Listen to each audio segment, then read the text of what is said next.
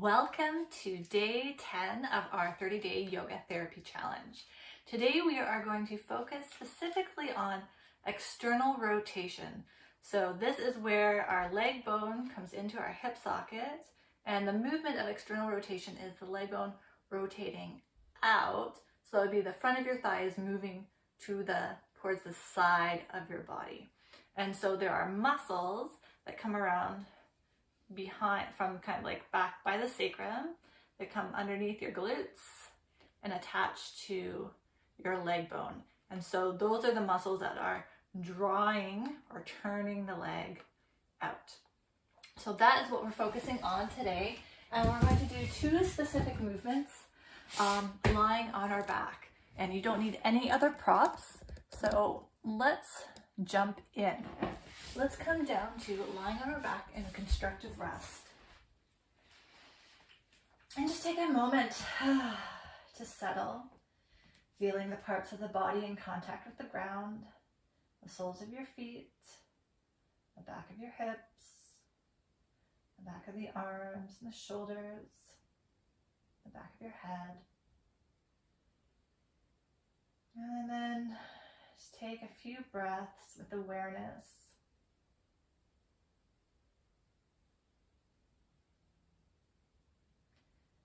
Noticing how you feel. Okay, so our first practice today is going to be an active butterfly pose. So you can start with your feet together so the inside edges are touching, or they can be a little bit further apart. So you can explore both options and see which works the best for you. But typically having the feet wider apart is a little bit more challenging. So that's one way you can add challenge or load to your practice as you go along over time.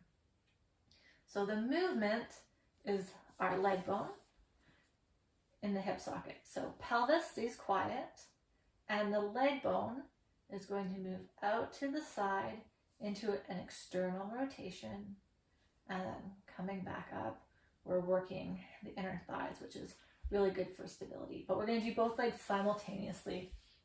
So I'm going to count us down for a count of 5, and then we're going to come back up for a count of 15. So the movement of bringing the legs back together is much slower.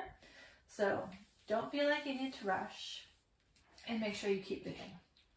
So it might take a couple of rounds just to find the rhythm that works for you. So let's try.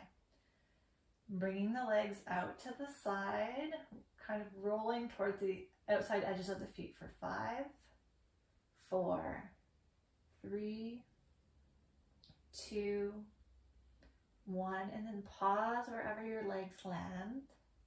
Take a full breath. And then slowly, with control, legs start coming back to center. 15, 14, 13, 12, 11, 10, 9, 8, keep breathing, 7, 6, 5, 4, 3, 2, 1. With control, coming down for 5, 4, 3, 2, 1. Pause for a full breath. Notice as the legs start to come up if they kind of like jump up really quickly, or can you move at an even pace through that whole trajectory of movement? Let's try that. Coming up slow. 15, 14, 13, 12, 11, breathing softly, 10, 9, 8, 7, don't worry if the legs start to shake, 6, 5, 4, 3, 2, 1. Lowering back down, 5, 4, 3, 2, 1. Pausing for a breath. If the legs do start to shake when you're coming up, it could be either that there's a like myofascial release happening or some strength happening. So either way, it's a good thing. So don't worry. Coming up 15, 14, 13, 12, 11, 10, 9, 8, 7, 6, 5, 4, 3, 2, 1. We'll do one more round, but I also want to mention that if this feels like it's too challenging, if the count is too long, you could do a count of 3 down and going up for 9 or even less. Or if this feels it's too easy, you could maybe come down for a count of 7 and then go up for a count of 21 or longer. Okay, one more together, same count, lowering down 5, 4, 3, 2, 1. Pause. Coming up 15, 14. Feel the work of the inner legs. 12, 11, 10, 9, 8, 7, 6, 5, 4, 3, 2, 1. If you'd like, you can hug both legs into your chest and maybe give yourself a gentle rock side to side, giving the low back a little massage. Sometimes that can feel nice after doing that type of work. And then we'll bring the feet back down onto the floor. From here, we're going to go into a twist. Let's lift the right thigh. Okay, right thigh, and the shin is kind of a little bit higher. And we're going to again explore just a little bit of external rotation. So the pelvis isn't moving, my hip isn't hiking up. I'm just finding my thigh bone, my upper leg bone, moving in my hip socket. So it's like the front of the thigh is moving towards the outside of your body. And so that's the action of your foot kind of coming in towards midline. The knee is staying over top of the hip. It's not dropping out to the side. Kind of like a little corkscrew action. You just want to isolate that movement of leg bone and hip socket. And if your body's not quite getting it, the mind, you're telling your leg to do one thing, but the body's doing something else. Use your hands to guide the movement. That will help kind of sync up this new pattern that we want to have. So if you find it challenging, just work with this here. If the leg easily rotates out, you can bring your right ankle onto your left leg. Even if it's not easy and you know you can bring ankle to knee, you can kind of skip ahead and do that. If it's not easy for you to do this, you're going to skip this part and you'll join us for the next part of the rotation or part of the twist. You can just hang out and constructive rest, or you can do a little bit more butterfly. All right. From here, we're going to explore rotating or twisting, but the movement is coming through the pelvis. So getting a sense of your pelvis, and the movement, we're going to twist to the left. So the right hip is coming up into the air, and the left side hip is sinking towards the floor. So it's this rolling action. So we're going to keep the upper body still, and the legs are just along for the ride. The legs shouldn't tense up, they shouldn't initiate the movement. So let's see if you can, maybe even holding on to the outside of your hip so you can feel the hip bones, and think that left hip is getting heavy. The left side is starting to sink towards the floor, And then the right side is coming up to follow that left hip. And the legs are just moving along with the pelvis. You might see that I'm rolling onto the outside of my left foot.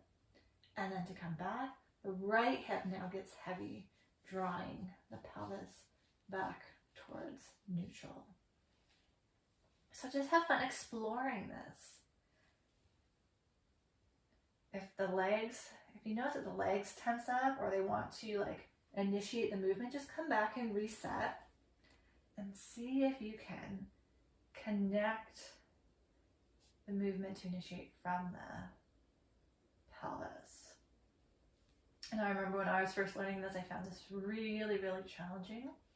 And something that I often do is I bring my middle fingers onto the front of my hip points and then stretch my thumbs up to my ribs so I can feel the distance between the top of my pelvis and my rib cage.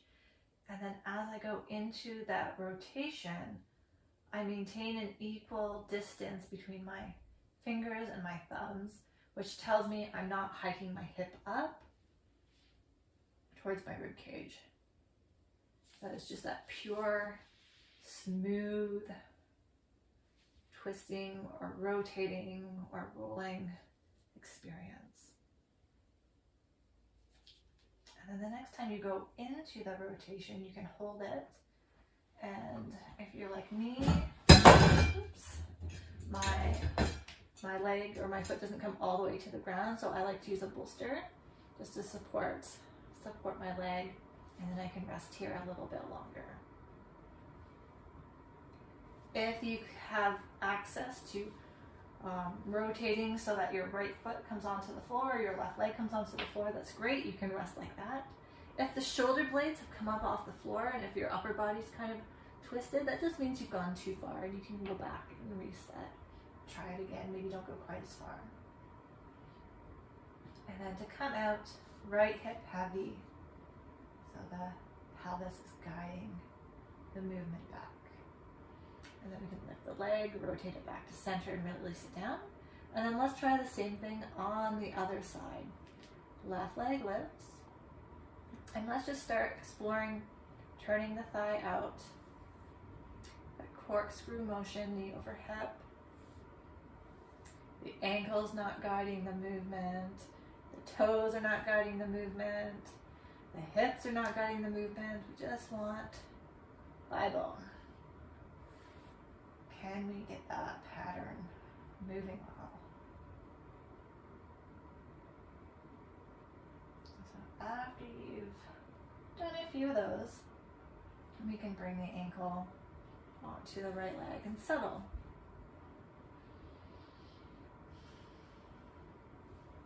And then when you're ready, thinking about that right hip getting heavy.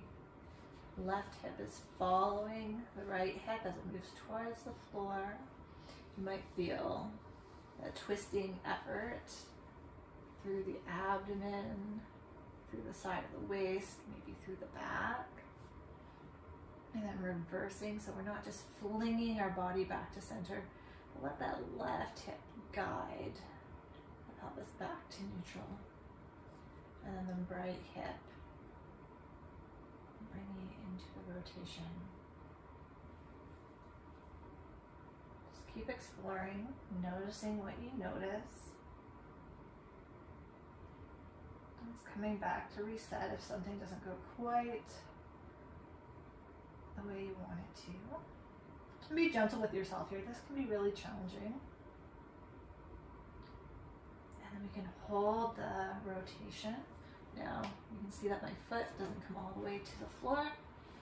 So I'm just going to use a bolster. You can use a pillow or a block. And we'll hold it for a few breaths.